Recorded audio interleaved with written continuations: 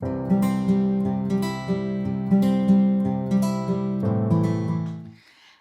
everyone, welcome back to my YouTube channel. Today's video is going to be my top 10 Christmas activities. So first of all, I know, the hair, it's gone. And you know what?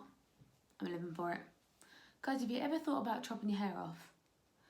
Let me tell you, it is life-changing.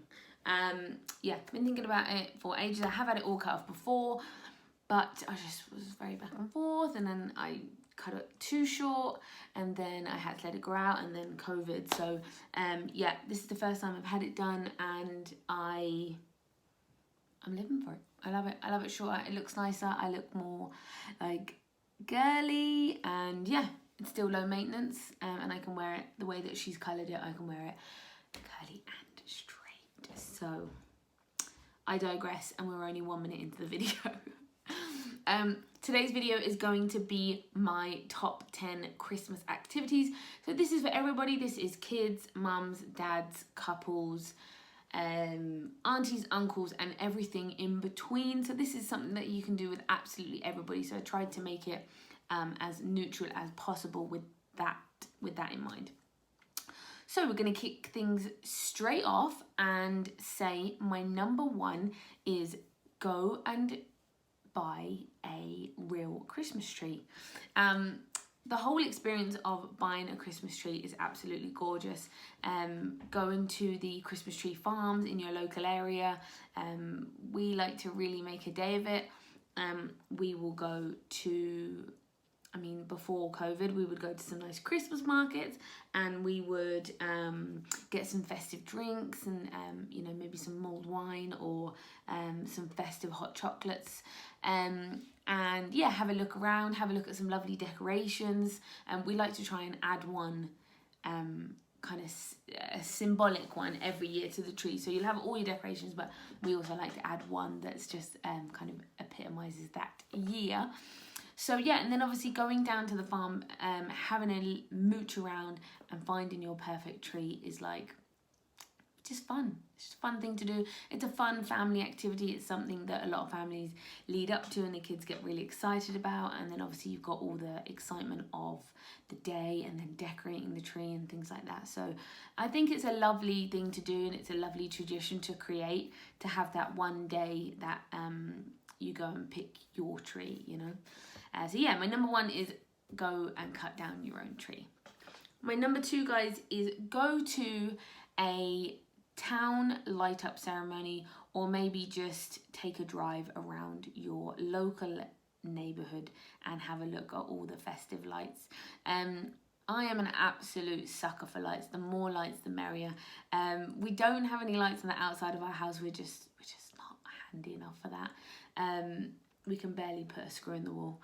But I love finding all the coolest houses in the local neighbourhood or surrounding neighbourhoods, and going having a little drive around closer to Christmas at night. So it's getting dark really quickly now, so you'll be able to easily go out kind of 5-6 o'clock if you've got all the kiddies with you. And even if it's just the two of you, like me and Paul, we would go around and try and seek out the best looking lights and kind of try and rank them and stuff like that. And sometimes we take a coffee with us and things like that. So it's nice to do. Back in the day when I was younger, we would always go to the town light up ceremony. We don't do it so much now, but when I was a child, we used to go every single year with my mum. She worked at the county council, so we always got cheeky tickets in for free. So yeah, I highly recommend that one. It is exciting, and they always have someone fun putting on the lights for you. I remember one year me and my mum, my mum got us tickets to go backstage and meet the people, and it was the cast of the Gladiators. Does anyone remember the Gladiators? Love the Gladiators. It was like Saturday night gold television, and yeah, and like Wolfman was there, and what was his name, Hunter, was it Hunter? And they were all there, and the girls were there as well, and it was just amazing. They were all in their gear and stuff like that, and I was just like, oh, I was only like 9. But yeah, I digress. So my number 2, guys, is go and see some sort of light up ceremony. If you can't get tickets to your local one in the town, or it's not on this year, even just taking a drive round to your local neighbourhood and seeing all the festive lights is good enough. So roads that you wouldn't normally go down, but you'll go down every year when you see their Christmas lights, and they do them every year as well. Like, families have quite traditions when they do their Christmas lights, so it's lovely. My number 3 is make a DIY playlist. Now, I robbed this one off my sister Tracy. She is a huge music fan, and when she went traveling, she would take a CD player. This is back in the day, guys. Take a CD player, and she would make all these playlists for to go throughout the year and things like that, so that she would always have some music on her. And every single year when I was younger, she would make a festive Christmas playlist, and we would play it on Christmas Day or in the lead up to Christmas. And it was just a thing that she did. She wrote all the songs on this on the CD cover, and she'd write a little note on it, and it was just lovely, and I just loved it. I think it's actually a really lovely gift as well.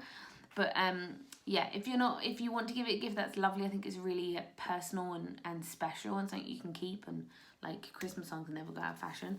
But even if you just make one for you and your family, or where you're going for Christmas Day, I think it's just lovely. And yeah, you miss out all the ads and all them kind of things, which is obviously handy. But yeah, I just loved every year knowing that my sister had made a cool list for us all to enjoy.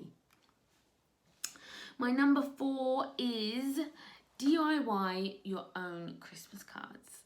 Now, this can be in all forms, really. I know some really, really, really creative people that always make their own wrapping paper and like how they wrap their presents, but also make their own Christmas cards. And I remember a few years ago, my 2 sisters made their own Christmas cards, which was really, really lovely and thoughtful. And it does make a difference when you receive one. You just think, wow, and you just keep it forever. Only last weekend, with my nieces and nephews, we all made Christmas cards for their mum and dad, my sister and her husband, and things like that, and made them for each other. And that was really a lovely activity, because obviously of recent times they've always been with their mum and dad, so it was nice to make them something without them knowing. And yeah, we had so much fun getting creative and getting the glue gun out and all the bits and bobs that we'd collected, and recycling lots of cardboard, and it was great. It was really, really good fun, and I'd highly recommend it. Making Christmas cards, making Christmas decorations, making wreaths, making paper chains is another really cool one. There's a really cool salt dough where you can make decorations out of the dough, and then you can paint them with acrylics and add glitter and things like that, and you can do all different shapes and sizes, as long as you've got Christmassy cookie cutters and things like that. So highly recommend some sort of creative activity. If it's just you and your partner, that's cool too. We'll be having a wrapping situation in a couple of days ourselves, but if you have kiddies, this is just fantastic, and it just keeps them so entertained. I mean, you could do cards for mum, dad, aunties, uncles, cousins, it could go on and on, so it'll keep them nice and entertained. My number 5 is contact someone that you wouldn't normally throughout the year, or someone that's normally out of town that you wouldn't contact, and contact them. Meet up with them. Obviously, it's not as accessible at the moment. For me personally, the tiers will allow me to see my friends that live outside the county of Dublin, which is amazing. So I'm going to meet up with 1 or 2 this weekend or next weekend. So I'm really, really looking forward to that, and it's really, really can't take away from how important it is to see people face to face if you can. If the restrictions allow it and you're happy and comfortable to do it, I think you really should, because I think it makes a difference. If you can't do it, then just organise a nice friendly call. Just organise a lovely time where you can both sit down, you're uninterrupted, the kids have gone to bed, you haven't got anything planned, dinner's already done, you've got a glass of wine in front of you, and you can just sit back, relax, and sit maybe in just a separate room, or go up to your bedroom and just have that chat, and it's just as good. But it's really, really important to connect to people. I think that's, you know, a big part of why I love Christmas is reaching out to people that you wouldn't normally, and I think it means a lot. So that's my number 6. 1, 2, 3, 4, 5, 6. That's my number 6. My next one is make a homemade gift. So this is my number 7, make a homemade gift. I have done this once before, and I did it, I think I executed it pretty well. I didn't have loads of money to spend on extravagant gifting. I have 3 sisters and 1 brother, and then I obviously have my parents and stuff like that, and my nieces and nephews. So I just didn't have the money to get each person a present, plus their partners, plus their children. So what I did was I made a hamper for each family.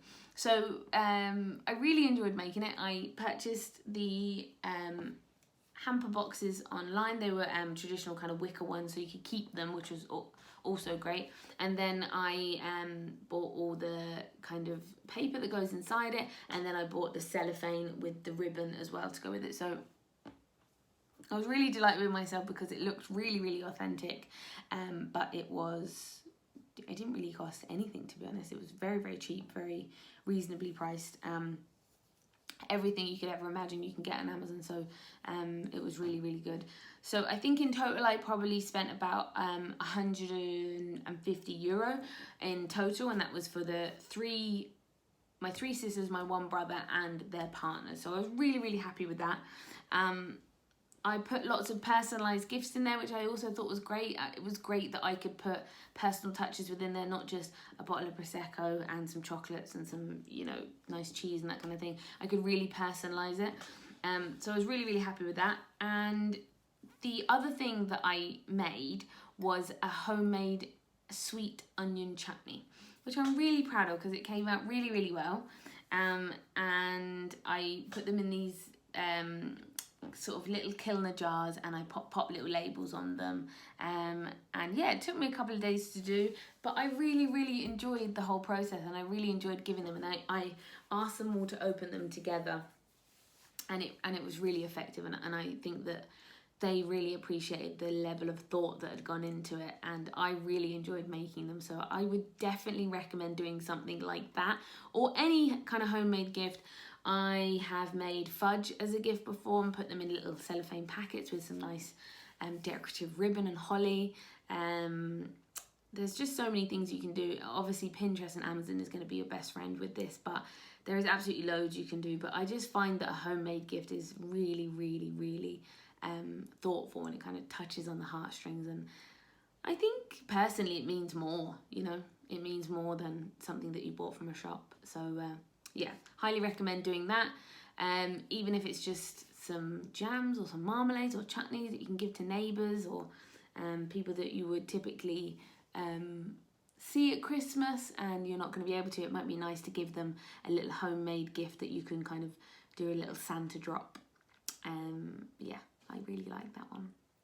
That's one of my top ones. That's one of my top presents that I've ever given. It was really, really good and really effective. Number 8, guys, is buy a festive hot chocolate or coffee. There are so many companies. Pretty much all of the big companies are doing festive drinks this year. So Costa, Starbucks, Cafe Nero, Insomnia. They're all kind of getting involved in the festive treats and festive drinks, and it's really nice to go and indulge in some different drinks. So I would always get an Americano. I'm an Americano girl till I die, but I recently tried the Insomnia salted caramel one, caramel latte, salted caramel latte, gorgeous. I also tried the Starbucks gingerbread latte, which I know is incredibly famous, and it was also lovely. With all festive drinks, they are going to be obviously really sweet. So if you are calorie counting, then you're going to need to kind of have a little gander at them before you buy.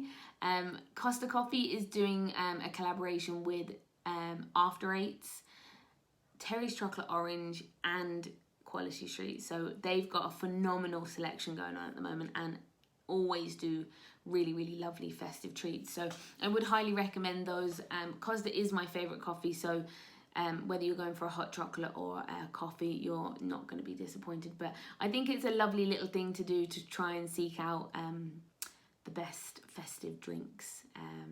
And it's just warming, isn't it? It's festive and warming and wintry. And if you're on a nice walk, or if you're in town, it's nice to have a little pit stop, get some gingerbread, and get a nice festive drink. So that's my number 8, guys. My number 9 is watch Christmas movies. Now, this is a really obvious one, and I'm going to be honest with you, I watch a lot of Christmas movies outside of the festive period. I absolutely love Christmas movies. Weirdly though, I hadn't seen Home Alone, which I think absolutely astonished my partner Paul. But yeah, I haven't seen Home Alone, so I've seen them now. I've watched The Holiday again. I've watched The Holiday the 900th time. I think it might be the most popular Christmas film ever in the modern day. Yeah, I'm gonna watch the Chronicles soon, I think, 1 and 2 again.